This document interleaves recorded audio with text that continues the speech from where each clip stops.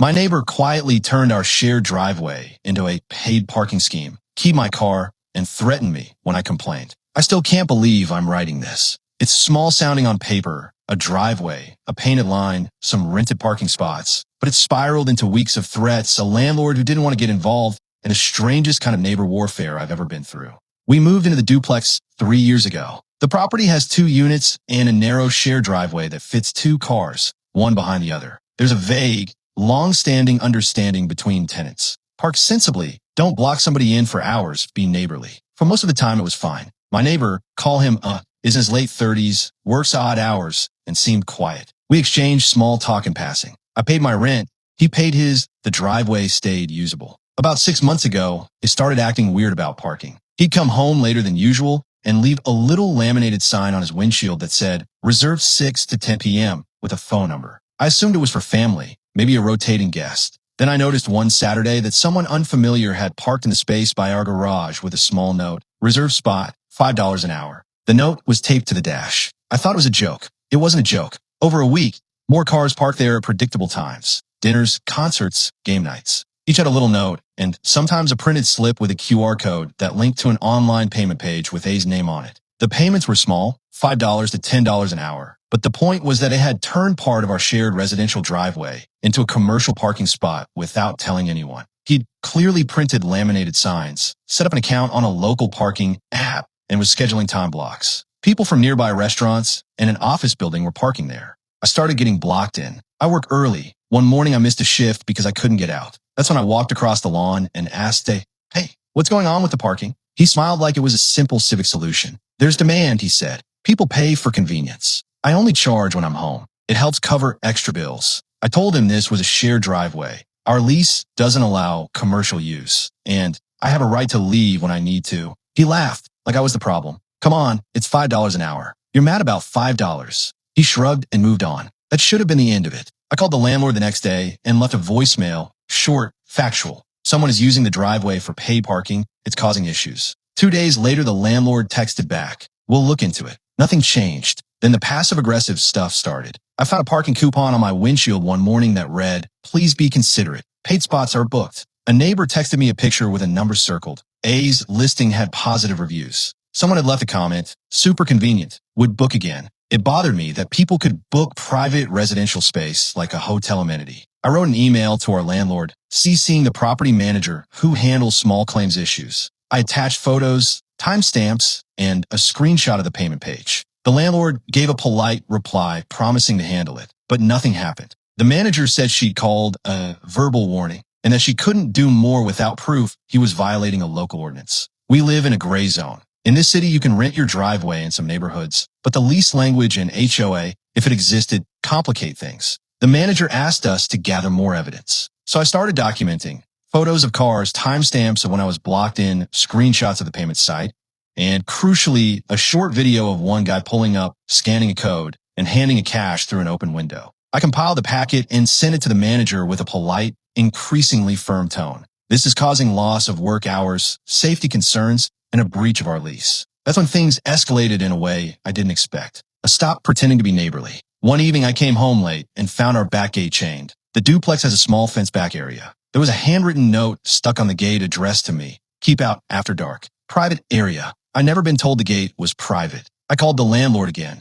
She promised immediate action. The next day, while loading groceries, a man in a high-vis vest I'd never seen walked up to the driveway and used an app on his phone to scan the QR code on A's windshield. He handed a cash, and before I could say anything, it walked over to me and said, you should mind your business. This is my side of the driveway now. His voice had a new edge. People who knew later told me he'd been involved with a small parking circle for a while. Not a huge business, but a side hustle that had grown. The day after, my car was keyed. It was a shallow scratch along the passenger door, the kind that says someone wanted to scare you. The police told me to file a report, but warned me that unless there was a clear suspect, it would mostly be a documentation for insurance. I logged it. I told the manager. I told I had filed a report and that I expected the landlord to remove the listing. He shrugged and said, if you want a war, we can make it expensive. His tone was a threat, but still cagey enough to give plausible deniability. The property manager suddenly became more responsive. Perhaps the scratch car pushed paperwork. She issued a written notice forbidding commercial activity without prior written consent. and ordered him to take down any public listings. I felt relieved, but it was short-lived.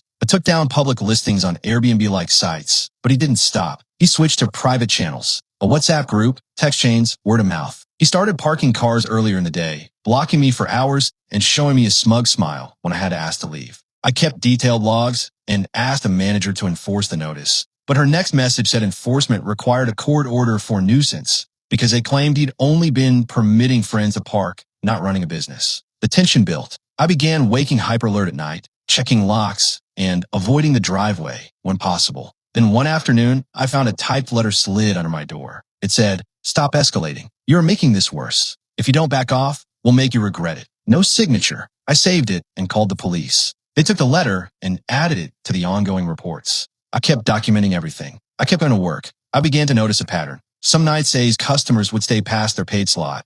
Sometimes cars would circle and wait, and one car had a bumper sticker from a towing company. I began to fear this wasn't just petty territory. It felt organized. The manager finally said she would file for eviction on the grounds of lease violation. It took 2 weeks. During that window, they called me one night from an unknown number and left a voice message that was basic intimidation. "You keep filing complaints and we'll make things uncomfortable for you. People don't like meddlesome neighbors." The message used my full name. Someone had told him who I was, which made it feel very targeted. I took the message to the police and to the property manager. The county's landlord-tenant court scheduled an interim hearing. The manager filed the eviction paperwork, including my evidence packet and the police reports. I hired a lawyer who argued in court that he had a right to license his private driveway and that there was no immediate danger. The judge heard both sides and issued a temporary restraining order. It could not rent the driveway during the pending eviction, and he had to keep the driveway unobstructed for tenants. The judge also ordered mediation. For a week, it was quiet.